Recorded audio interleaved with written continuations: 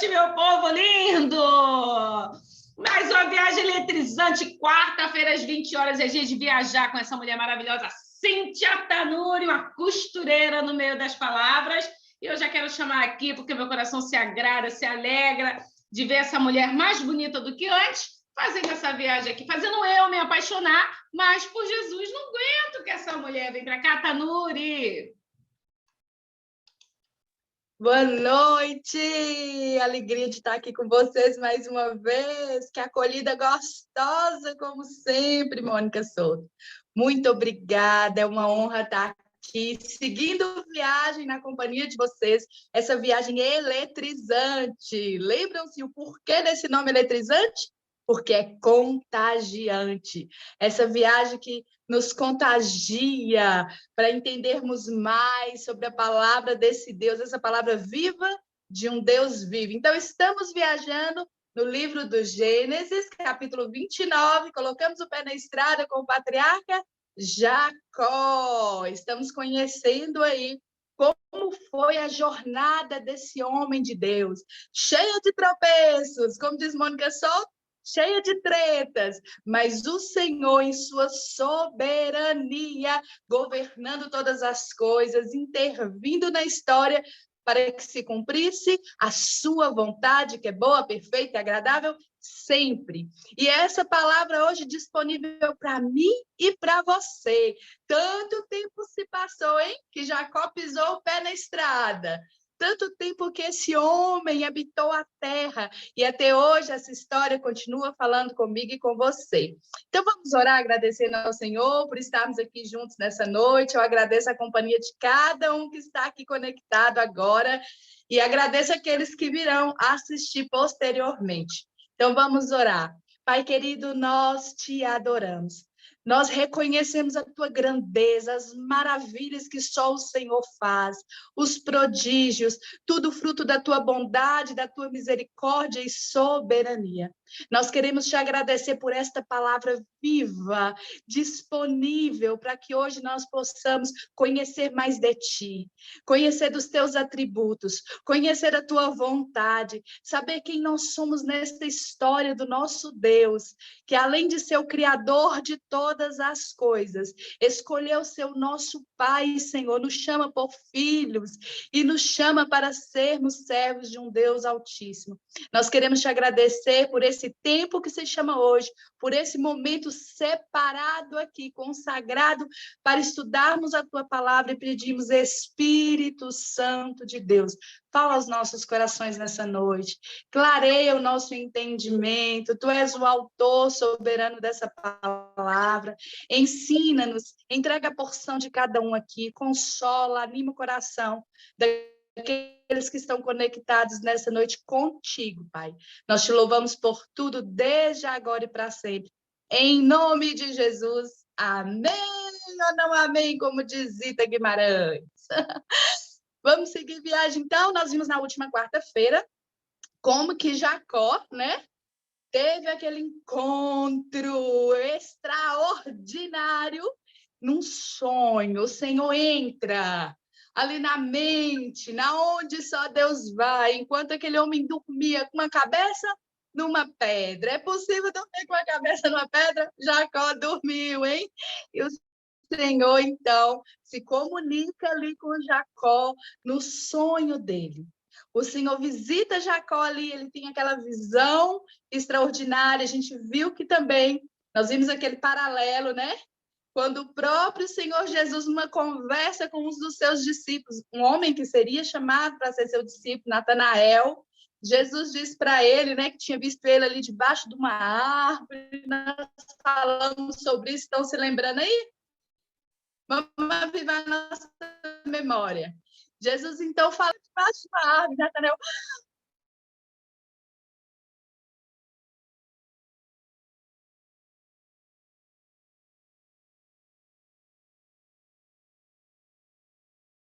Se passava no íntimo daquele homem, certamente aquele homem estava ali com seus conflitos, seus questionamentos diante de Deus, um momento de intimidade. Jesus diz não somente que viu Estamos em Gênesis 29. Lila está perguntando aí? Isso, Lila? 29. Abra aí a Bíblia, quem tiver, papel e caneta. Então, fazendo só um resuminho, né, rápido da última aula. Eu gosto dessa metodologia de ensino, da repetição. É uma metodologia que a Bíblia usa para o quê? Para fixar o nosso ensino. Então, a gente viu que também houve esse paralelo lá, quando Jesus declara para ele: você está admirado por causa disso, Natanael? Deixa eu te contar uma coisa, hein? A partir de hoje, vocês vão ver, literalmente, anjos subindo e descendo sobre o Filho do Homem. Então, essa palavra faz um link direto com aquela visão em sonho que Deus mostrou para Jacó. Então, em sonho, deixa eu contar para vocês hoje. Ele estava falando com Natanael. E ele falou com Natanael: você é um judeu onde não há dolo, não tem mistura. Teu pai, tua mãe, tu é judeu, judeu raiz, se a gente fosse dizer assim. Ele estava dizendo: você conhece a história. Certamente Natanael tinha muito bem na mente dele aquela história do patriarca Jacó, daquele encontro com o Senhor no sonho da escada. E Jesus está dizendo para ele: pois é, Natanael, você vai ver. E essa ponte, esse acesso sou eu, anjo subindo e descendo sobre o Filho do Homem. Então, a gente viu tudo isso um pouco mais na quarta-feira. E agora, em Gênesis 29, Jacó chega ao Oriente. Ele chega a Mesopotâmia. E ele vai... Eles são 35 versículos. Então, nós vamos tentar fazer uma divisão para que isso fique mais dinâmico e a gente consiga reter mais, tá bom? Então, do versículo 1 até o versículo 12, a gente vai ver esse momento que ele chega literalmente ali. E ele se encontra com 3 pastores. Depois vocês leem com calma aí esses 12 primeiros versículos, tá bom? Ele vai chegar ali, ele vai se encontrar com 3 pastores. Aqueles pastores estão com seus rebanhos, ovelhas e cabras, diante de um poço. A gente tem visto muitos poços aí, hein? Não é assim? Nesse tempo, nessa história, onde só se tirava água para beber, para matar a sede do rebanho com poços, não tinha água canalizada, hein? Ninguém podia abrir uma torneirinha como a gente hoje, água jorrar. Então, tudo ali era muito trabalhoso. Então, eles saíam dos limites da cidade de Harã, ou Harã, as 2 pronúncias estão corretas, tá bom? E eles levavam até aquele poço. Aqui não vai falar o nome do poço, a gente não sabe como se chamava esse poço. Lembra que eles batizavam sempre os lugares, os poços? Aqui a gente não tem essa informação. O que se sabe é que naquela região ele encontra com 3 pastores ali, aguardando com seu rebanho. E aquilo chama a atenção dele. E ele vai perguntar primeiro: de onde vocês são, hein? De Harã. Eles já respondem. Quando fala isso, ele: olha só, ele já vai logo perguntando: vocês conhecem Labão? Me diz aí, vocês conhecem Labão? E eles vão responder: sim, conhecemos Labão. E ele diz: como é que ele está? Acho que ele queria dizer: ele está vivo, está morto? Me diz se ele vive ou não. E eles disseram: está tudo bem com ele. Olha lá a filha dele, ele vem chegando. Raquel. E aqui vai começar uma história de amor incrível. Eita, que amor bonito que até hoje é citado. Até hoje, né, os jovens, as jovenzinhas na igreja, aí, quando estão se preparando, pedindo ao Senhor para enviar o escolhido, fala, né, eu quero ser amada como Raquel foi amada.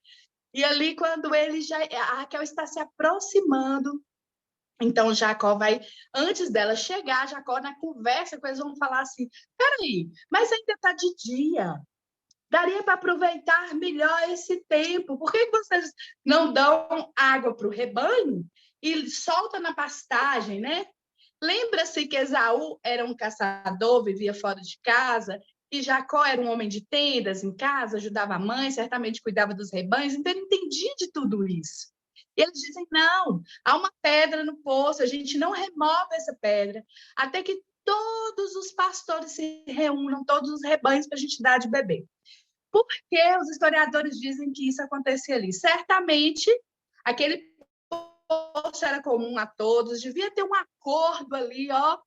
Peraí, ninguém vai beber mais água do que o outro, hein? Aqui o negócio tem que ser bem divididinho, enquanto todo mundo não chegar. Não se retira essa pedra, era uma pedra pesada, justamente para que uma pessoa só não tirasse a pedra. Nos meus estudos aqui, nas minhas pesquisas, eu vi que era uma pedra que ela era tão pesada que precisava de 2 a 3 homens, em Erlane, 2 a 3 homens para retirar. Mas quando Jacó vê Raquel, o homem levanta aquela pedra sozinho, tira aquela pedra e dá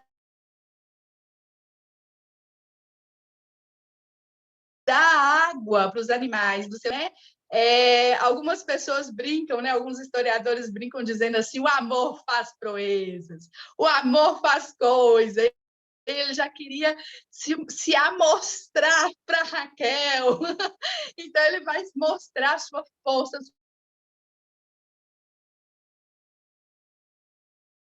sua gentileza, né? A sua que eu imagino que deve ter causado um susto tão grande, né? Nos outros pastores, que ninguém se manifesta. Ele faz aquilo ali, ninguém se manifesta. Eles deviam ter ficado assustados com a atitude ali do Jacó. E Jacó, então, vai dar água para eles, né? A gente vai ver isso até o verso 12. Vamos ver aqui onde que está, que eu quero ler para vocês essa parte, verso 11, verso 10. Quando Jacó viu Raquel, filha de Labão, irmão de sua mãe, as ovelhas de Labão estavam ali, aproximou-se, removeu a pedra da boca do poço e deu de beber às ovelhas do seu tio. Em seguida, Jacó beija Raquel e começa a chorar bem alto. Eu quero que vocês venham comigo, imagine essa cena. Vamos fazer essa cena aqui agora. Primeiro ele mostra ali, né, a força dele, tira aquela pedra. Todo mundo deve ter ficado parado olhando o que esse cara está fazendo, hein? Ele serve água primeiro para o rebanho do seu tio. Diz o texto que Raquel era pastora de ovelhas, hein, gente? Há muitas questões aí teológicas em cima disso, mas o texto só nos informa que ela pastoreava, cuidava do rebanho do seu pai, levava para pastagem, levava para o aprisco, levava para beber água. Bom, voltando aqui, ele então, depois de fazer isso, ele beija Raquel. Esse beijo é um beijo comum entre os parentes, viu? Quando ele se aproxima, ele toma essa liberdade, hein, Erlane? Não é porque ele foi desrespeitoso com ela, não, roubou um beijo dela, deu um selinho e fugiu, não, nada disso. É um beijo respeitoso que se dava entre parentes. E quando ele beija ela, ele já começa a chorar. E diz que ele chora alto. Ele está colocando toda aquela emoção para fora. É como se ele dissesse: eu estava fugindo do meu irmão, fugindo da morte. Eu andei isso tudo que eu andei aqui. Cheguei até aqui. O Senhor me trouxe segurança, nada me aconteceu. Nem feras no caminho, nem o sol escaldante, nem o frio no deserto tocou em mim. Assim como Deus me falou naquela visão, lá em Betel, lembra que ele batizou aquele lugar que antes era Cidade Luz e passou a se chamar Betel, Casa de Deus, e o Senhor falou: eu vou com você, eu vou cuidar de você, nessa jornada eu vou estar com você. Aquele choro era como ele dizendo: o Senhor cumpriu, eu estou aqui, eu vim, essa é a minha esposa, o Senhor me deu. Meu pai falou: a casa com uma parente nossa, vai buscar. Certamente, você se lembra como é que foi que o Senhor separou Rebeca para o pai de Jacó? Teve a história de um poço também, se lembram? A gente viu isso aqui. O servo que foi buscar uma esposa para Isaac orou: Senhor, aquela que chegar, que descer, que tirar água e der água para meus animais também. Lembram dessa história? Certamente ele lembrou e falou: estou eu aqui no poço de novo. Tô no poço, a mulher chega com o rebanho, é minha parenta. É essa. É essa que o Senhor preparou para mim. recebe Raquel já como sendo a escolhida de Deus para ele. Ele chora, ele extravasa aquela emoção de gratidão, de louvor, de euforia. E a palavra vai dizer que Raquel era bonita, hein? Era bonita de rosto, era bonita de corpo. Falou, eu cheguei vivo, encontrei o lugar, meu tio Labão está vivo. A moça chegou aqui, já é minha parente aqui, o meu pai falou, escolhe da parente. E ainda é bonita. Imagina essa bênção completa aí de Jacó. Mas ele não contava com tudo que ele viveria, também debaixo do governo, da soberania de Deus, que nós falamos aqui, que o Senhor ele tem uma maneira de tratar, de cuidar amorosamente, disciplinando os seus filhos. E Jacó está indo se matricular nessa escola do caráter, de talhar o seu caráter ali na casa do seu tio Labão, matriculado pelo próprio Deus, se é que podemos dizer desta forma. Então, a gente vai ver, eu queria que vocês também anotassem aí, né?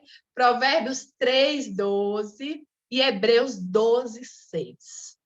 A palavra do Senhor em Provérbios 3:12 vai dizer: assim como o pai faz ao filho que o deseja bem, o Senhor também disciplina a quem ama. Chegou a hora, Jacó vai começar a viver essa história também, de ser disciplinado pelo próprio Deus. Em Hebreus 12:6, quem anotou aí, depois olha lá na Bíblia, confere, não fica só com o que eu disser aqui não, hein? O estudo requer isso, requer da nossa parte essa dinâmica. Vai dizer, pois o Senhor disciplina a quem ama e castiga todo aquele que ele aceita por filho. Está dizendo de uma disciplina que vem direta de Deus. Alguns historiadores vão dizer, né, que o que vai acontecer aqui com Jacó, que a gente vai ler nos próximos versículos aí, é chamado de justiça poética de Deus.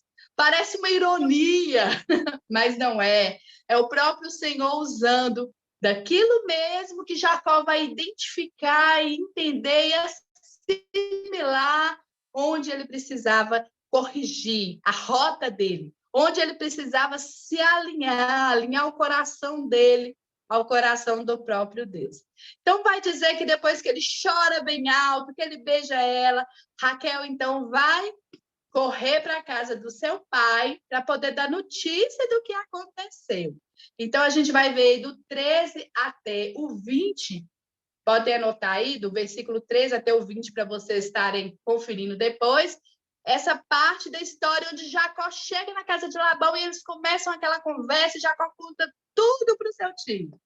E a palavra vai dizer que ele vai contar tudo. E quando ele termina de narrar esse tudo, a gente imagina que ele vai falar como que Rebeca, sua mãe, depois que saiu de lá, né? Como é que foi com Isaac, seu pai? Não podia ter filho. A gente imagina que os historiadores dizem que ele deve ter tido aquela conversa em Mônica, assim, de horas a fios, contando a história todinha. Como que seu pai orou, Rebeca não podia ter filhos e tudo mais, teve gêmeos, e aconteceu isso, o irmão vendeu o direito de primogênito, depois quis matá-lo, e lá estava ele. Possivelmente também ele pode ter contado a visão que ele teve lá em Betel com o próprio Deus. Mas dizendo isso aqui no versículo 14, anota aí. Quando Labão escuta tudo, ele disse: você é sangue do meu sangue. Já faz um mês que você está aqui, né? Depois de tudo aquilo, ele já tinha passado um mês lá na casa de Labão. E vai dizer: eu não posso ter você aqui trabalhando de graça, né? Então, qual vai ser o preço? Qual vai ser o salário que você vai querer que eu te pague? Essa é a hora, vamos dizer, que Jacó estava esperando, hein? E ele vai dizer, olha, o que eu quero é me casar com a sua filha Raquel. Eu proponho trabalhar 7 anos para você, para que eu possa me casar com Raquel. E é aí que a gente fala, né? Que vem toda essa história desse amor lindo, que diz assim, o homem falou, olha, eu vou trabalhar 7 anos de graça, hein? Para ter a honra de poder casar com a sua filha Raquel. É amor, não é amor, meu povo, era amor. Então, Jacó faz essa proposta para Labão. Labão tinha 2 filhas, Lia e Raquel. Pode-se dizer também, vocês podem encontrar aí na tradução Leia, que é a mesma coisa. Lia, em hebraico, significa, é um nome engraçado, é o significado, hein? Vaca selvagem. Ou algumas pessoas, engraçado, né, Mônica? Lia, ou Leia, como pode ser a tradução aqui no nosso português, vaca selvagem, olhar cansado, fadigado. Tem algumas traduções também que vão dizer olhar meigo. Já Raquel significa ovelha e mansa. Eu acho que Labão gostava muito de rebanho de bicho, hein? Para dar esse nome para as filhas. Ele gostava mesmo de ter muitos rebanhos. Mas voltando à nossa história, Labão tinha essas 2 filhas e ele diz, então tá combinado. Fechamos acordo, você trabalha 7 anos direitinho, depois dos 7 anos eu te dou minha filha em casamento.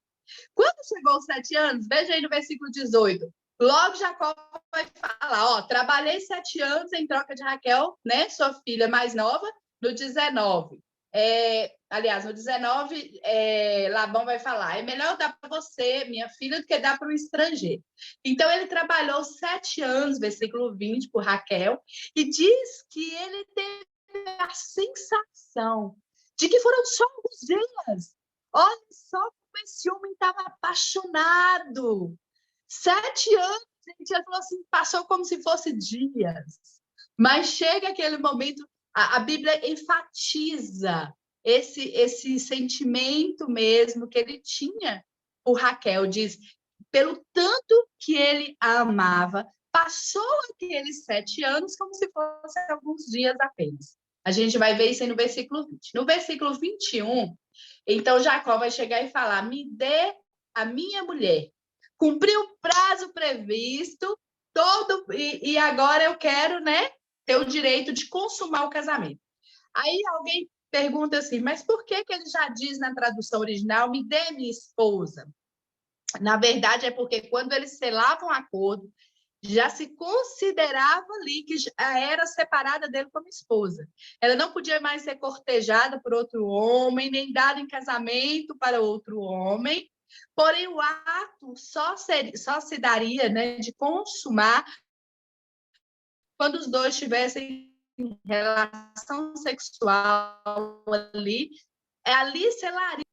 Então, quando chega os 7 anos, ele fala, agora eu quero selar, eu quero consumar o ato, e ela, então, a partir de agora, será de fato minha esposa, como já foi acordado entre nós, hein, Labão? Eu fiz minha parte, 7 anos eu trabalhei direitinho, me dá minha esposa. A Bíblia vai dizer, então, no 22, que Labão reuniu todo o povo daquele lugar e fez uma grande festa. Geralmente, na cultura lá, eram dias e dias de festa. O tempo, do noivo estar ali desposando a sua noiva era aproximadamente 7 dias em Zita. 7 dias que o noivo não trabalhava, não saía com os amigos, não ia, só ficava na tenda com a noiva. Era 7 dias de núpcias e de festa para o povão lá fora. O negócio era muito bem comemorado, e sacramentado o casamento aí. Então, diz que tudo isso aconteceu, mas quando chegou a noite, deu a sua filha Lia a Jacó, e Jacó se deitou com ela. Começa aqui o que os historiadores vão dizer, justiça poética de Deus. Ou seja, não é uma ironia. O que acontece aqui é que quando chega a noite, talvez, alguns chegam a dizer que talvez durante o dia, quando estava acontecendo as cerimônias ali, antes de chegar à noite para os dois ficarem sozinhos, hein? Possivelmente poderia ser Raquel ali, mas na hora de entregar, para entrar na tenda, foi Lia que entrou. Elas tinham todas aquelas vestimentas. Os historiadores dizem que Jacó já devia ter bebido muito vinho. Era muita comida, muita bebida, e à noite, no escuro, ele só vai descobrir que se deitou com a mulher errada na manhã do dia seguinte. E por que que é dito que essa justiça poética de Deus aconteceu como ironia. Porque lembram-se que Isaac também não enxergava mais praticamente nada. Ele via apenas vulto. Lembram-se quando nós estudamos esse capítulo? Ele só distinguia, né, muito pouco mais pelo tato ou pela audição, quando ele ouvia a voz. Ele não conseguia, pela visão, discernir. Então, ele foi enganado por Jacó, que se passou por Esaú. E aqui agora, Jacó é enganado por Labão, nesse escurinho aí, Elane. Ele não consegue discernir que Lia não é Raquel. Só quando a luz chega no dia seguinte é que ele vai falar: que foi isso que meu sogro fez comigo? E ele vai atrás de Labão tirar satisfação, né? Ele vai dizer: como assim? O que aconteceu? Eu trabalhei 7 anos com Raquel. Como é que você me dá Lia? E aí ele vai dizer, né? Antes disso, no versículo 24, vai dizer que Labão entregou também uma serva. Era costume dar uma escrava junto de presente, né, para a noiva. Ele deu Zilpa, a sua filha, para que ela ficasse a serviço dela. Presta atenção nesse nome, que lá na frente vai ter mais confusão por causa desse presente que o pai dá para Raquel, essa serva, Zilpa. Continuando aqui, quando chega na manhã, lá está Lia. É engraçado como Moisés coloca aqui. Moisés está narrando esse texto. Vamos lembrar? Para quem que Moisés está contando? Os primeiros leitores dessa história, para justamente os descendentes que vêm de Abraão, que vêm de Isaac, que vêm de Jacó, que já tinha ficado 400 anos escravos, onde? No Egito. Que agora já estavam livres, tinham atravessado o Mar Vermelho, estavam no deserto, em Zida, marchando para Canaã, e Moisés está escrevendo ali, né, próximo à região ali, antes de entrar em Canaã. Vocês se lembram que Moisés não vai entrar na Terra Prometida, né? Mas ele está narrando todas essas histórias. Ele está fazendo essa coletânea aí de tudo e deixando prontinho. O próprio povo, a sua história. De onde vocês vieram? Como eu chamei os seus pais? Como eles andaram comigo? Como eu fui fiel a eles? Como eles tropeçaram? Como eu os perdoei? Onde eles erraram? Por quê? Para que eles não metessem. Moisés está tratando primeiramente com aquele povo. Claro que nós recebemos hoje muito, mas ele está tratando primeiramente com aquele povo os enganos, né, do coração humano, para que eles não caíssem na mesma coisa. E a gente vai ver isso lá na frente, por quê. Mas voltando ao texto, Labão, então, aqui, ele trapacia, né? Ele engana Jacó e ele entrega Lia. E eu falei que é interessante como Moisés escreve. Tá congelando, Mônica? Eita! É internet, né? Vamos seguindo aqui. Se parar, vocês me avisam. Então, Moisés vai dizer assim, quando ele acordou, lá está Lia. Então, Moisés está dizendo assim, olha, quando ele acordou, já não tinha o que fazer, quem estava com ele na cama era Lia. Ele está dizendo, do mesmo jeito que quando o pai dele tomou aquele susto e falou, que fizeram? Quem foi que eu abençoei? Abençoei o filho errado. É como o susto de Jacó agora. O que eu fiz? Eu consumei o casamento com a mulher errada. Lia estava na cama com ele. Então, Jacó disse a Labão, que foi que você me fez? Eu não trabalhei por Raquel, por que você me enganou? Versículo 25. Labão vai responder para ele, olha, aqui tem um costume na minha terra. O costume é o seguinte, a gente não entrega a filha mais nova antes da mais velha. Ele está dizendo, olha, se eu não entregar a mais velha vai ficar encalhada aí. Primeiro casa a mais velha, depois a mais moça. Só que a gente vai ver que a motivação de Labão não é essa. Não foi por causa disso. A gente vai ver lá na frente que é porque ele queria aquele trabalhador competente que era Jacó, trabalhando de graça para ele por mais alguns anos. Então, o que vai acontecer no 27, no 26, no 27 ele vai dizer, deixe passar essa semana de núpcias, né? Como eu disse, era uma semana inteira, e eu também te darei a mais nova como sua esposa, em troca de simplesmente mais 7 anos. Baratinho, baratinho.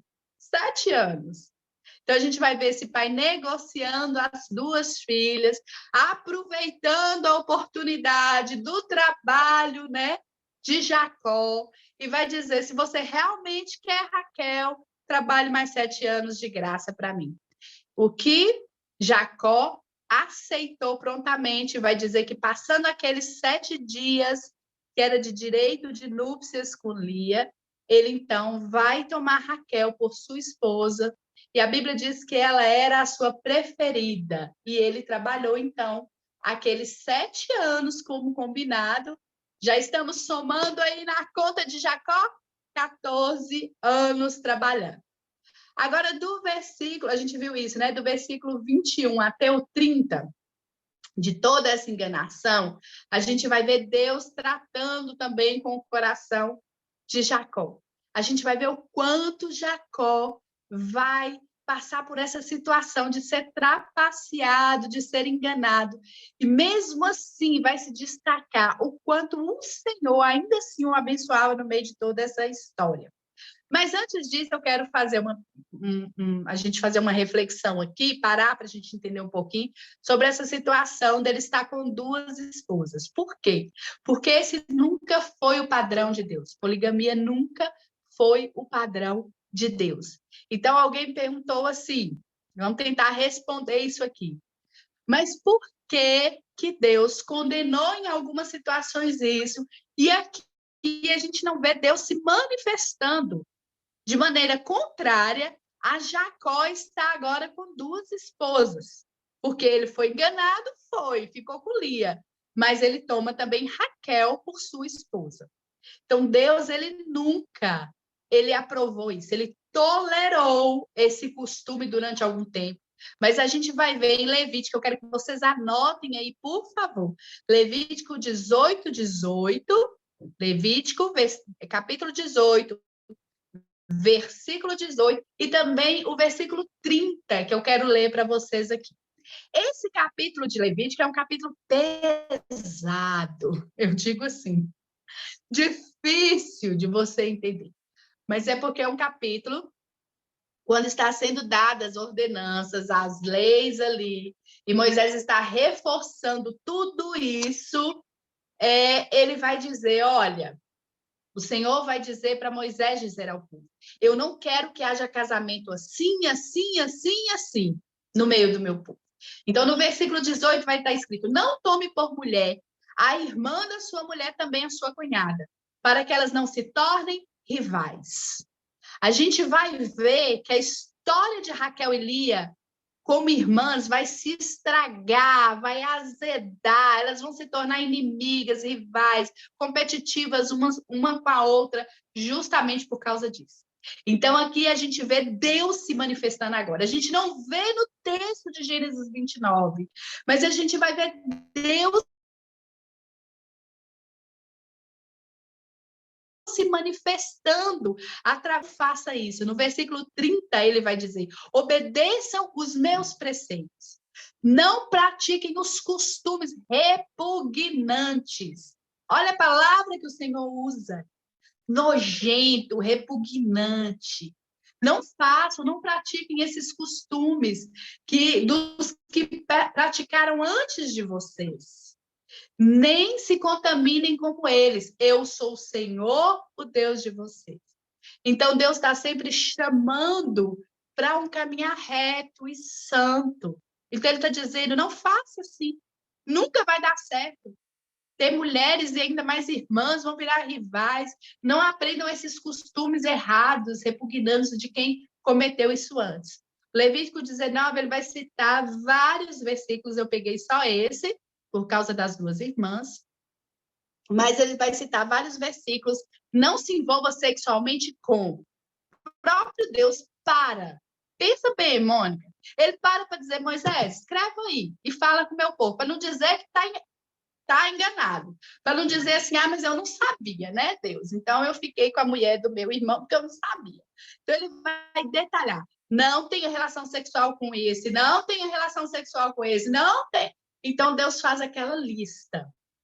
Então, ele está dizendo, eu não estou de acordo com isso. Isso a gente percebe desde o padrão da criação.